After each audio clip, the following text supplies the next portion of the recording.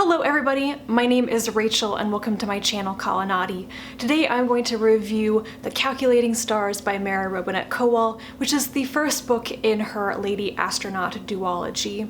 This duology is set in the same world as her novelette The Lady Astronaut of Mars, but it covers the earlier history of the main character's career as the first Lady Astronaut. The Calculating Stars begins in March of 1951 when a meteorite strikes the east coast of the United States, obliterating Washington, D.C. and destroying a large portion of the country. This meteorite strike causes a climate shift, which in turn will lead to uninhabitable conditions on the planet, which means that humanity will not be able to survive on Earth for that much longer. This cataclysmic event speeds up the timeline of the space age, it makes the space program a more international effort, and it creates an earlier impetus for allowing women into space and the astronaut program. The Calculating Stars really only concerns the period of time between the meteorite strike in 1951 and landing the first people on the moon in 1958. We see all of this happening through the eyes of the main character, Dr. Elma York, who is a mathematician and pilot. She initially joins the space program as a computer, though she is capable of much more. She knows immediately that she wants to be an astronaut. She has all of the qualifications necessary. The only problem is she's a woman. And despite her extreme anxiety in the face of reporters and cameras and large groups of people, she somehow finds herself as the figurehead of a movement to get women accepted as astronaut candidates. The first thing I noticed about the alternate history timeline here is that the space program is much more of an international effort. Even though it's mainly based on American soil, many of the earliest astronaut candidates and eventual full-fledged astronauts are not all American. And because it is an international concern to save humanity from an extinction event, the exclusion of women and people of color from the astronaut program, from the space program in general, is very noticeable. First things first, I love this book. I feel like I should just put that out there right away. I'm going to say nothing but glowing things about this book because I loved it, and reading this was one of the best pleasures I have had so far this year. It was just wonderful for me.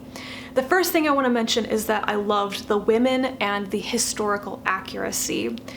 A lot of the women in the story, like Elma, are former WASP pilots. They flew planes during World War II. They had a lot of experience with this and in very dangerous situations, and they're rarely given credit for that, whereas their male counterparts always are. But these women, many of them were based on real people, real women, and I know very little about what women did during World War II outside of medical care, so this was a part of history, you know, women pilots that I really had never heard that much about, and I felt like that was very educational to me. And to be honest, I expect nothing less from Kowal at this point where historical accuracy is concerned. I expect that she will do loads of research and pull out the coolest things that are completely real but most people don't know that much about. And I think the research she does and her attention to detail with making things accurate to time periods makes that stories like this one very real and plausible feeling. This was a very strong story because it is actually based in reality. Let's talk about Elma for a moment, you know, the woman at the heart of this story. Elma is a brilliant and intelligent woman. She lives and breathes math, and she also has some very relatable problems. Even though she is smart, even though she is white, which is important in the situation, even though she has an incredibly supportive husband, she has many things in her way. The major internal problem for her is that she has very crippling anxiety in social situations, anything that would get her in front of a large group of people, mainly men, and have to speak. So on the one hand, she is capable and very skilled, very qualified. But on the other hand, she has to combat external sexism and her own internal anxiety issues that may prevent her from achieving her dream. And I think that that situation, that conflict between skill and capability and society holding you back and your own anxieties and emotions holding you back, is something that a lot of women can relate to. Here, after the meteorite strike, many people in the world start struggling with mental health, and there's this giant uptick in the number of people who request medication to deal with anxiety. Now, Elma's anxiety doesn't stem from the meteorite event, but it is heavily exacerbated when she steps into the spotlight as an astronaut hopeful. And her reactions, the panic attacks, the vomiting, not feeling like she can understand what her body is doing, not being able to control the responses of her body and mind, and then thinking that she is weak if she has to take medication, is so true. That experience, those thought processes, the stigma of taking medication and talking about mental health problems is so true. And I have experienced that. I related so much. I've never had anxiety to the extreme that Elma has, but the way that that was written was so true.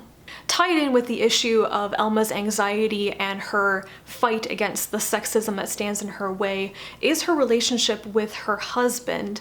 Her husband, Nathaniel, is very supportive of her dream. He wants her to achieve these things, and he also feels the unfairness of all these barriers put in her way, and it infuriates him too, not just how he sees his wife being treated because she's a woman, but also what other men say to him about his wife.